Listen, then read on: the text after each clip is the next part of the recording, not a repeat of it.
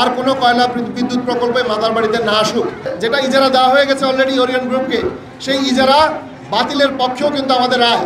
এই কয়লা ভিত্তিক বিদ্যুৎ প্রকল্প এখান থেকে যে ক্ষয়ক্ষতি হবে, মানুষের জীবন জীবিকার যে ক্ষয়ক্ষতি, স্বাস্থ্যের যে ঝুঁকি, তারা এগুলোর সরাসরি ভুক্তভোগী, সেই হিসাবে তারা এখানে এসে সাক্ষ্য দিয়েছেন। আর আমরা যারা বিচারক, আমরাও মনে করি আমরা অনেকটা স্বেচ্ছা প্রণোদিত হয়ে স্বেচ্ছায় এখানে এই মামলাটার শুনানি গ্রহণ করা এবং একটা প্রতীকী রায় প্রদানের আমরা চেষ্টা করছি মাত্র।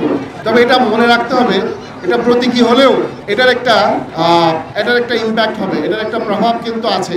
কারণ এখান থেকে যে এখানে যে বক্তব্যগুলো উঠে আসছে বা যে রায়গুলো আমরা দিচ্ছি, সেগুলো কিন্তু বিভিন্ন মহলে যাবে।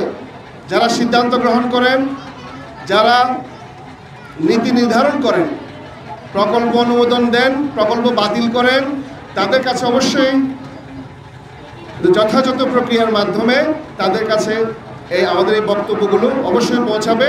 এবং আপনারা নিশ্চিত থাকতে পারেন, আমরা জানি না এটার ভবিষ্যৎ কী হবে, প্রকল্প কিভাবে এটাকে বাতিল করা হবে, সেগুলো আসলে কি অবস্থায় যাবে সেটা হয়তো দেখার জন্য আমাদের অপেক্ষা করতে হবে। তবে এটা নিশ্চিত যে আমাদের এই কথাগুলো যথাযথ প্রক্রিয়ায় উপরের দিকে যাবে, বিভিন্ন মহলে যাবে যারা সিদ্ধান্ত গ্রহণ করেন। সঠিক প্যাড আর সঠিক তথ্য দিয়ে ইস্যু সামলে নিব এক হয়ে।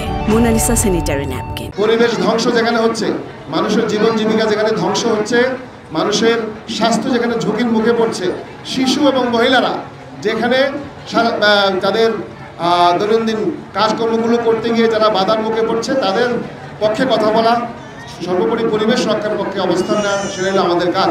একটা জায়গায় আপনারা সবাই একমত হয়েছেন, সেটা হলো এই কয়লা বিদ্যুৎ প্রকল্প আপনারা কেউ চান না। আপনারা কি চান? আমি এই রায়টা দিচ্ছি এজন্যই, যেহেতু প্রায় প্রত্যেক বক্তাই বলেছেন কয়লা বিদ্যুৎ প্রকল্প আর কোনো কয়লা বিদ্যুৎ প্রকল্পে মাদারবাড়িতে না আসুক।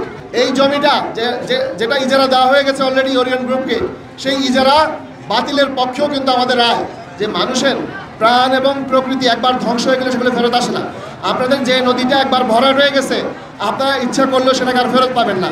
আপনাদের যে মাছের ঘাটটা নষ্ট হয়ে গেল, লবণের মাঠ যেগুলো ক্ষতিগ্রস্ত হয়ে গেল, কৃষি জমি যে উৎপাদনশীলতা হারালো, সেগুলো কিন্তু আবার উৎপাদন কম হবে না, কোনো মতেই আগের মতো হবে না, হয়তো কিছুটা ফেরত পাবেন আপনারা।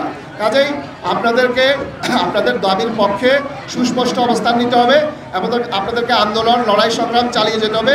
আমরা শুধু একটা প্রতীকী রায় দিলাম মাত্র, কিন্তু এটা আপনাদের জায়গা, আপনাদের পরিবেশ, এটা রক্ষার জন্য আপনাদেরকে কিন্তু আন্দোলন সংগ্রামে সম্পৃক্ত থাকতে হবে এবং এগিয়ে নিতে হবে।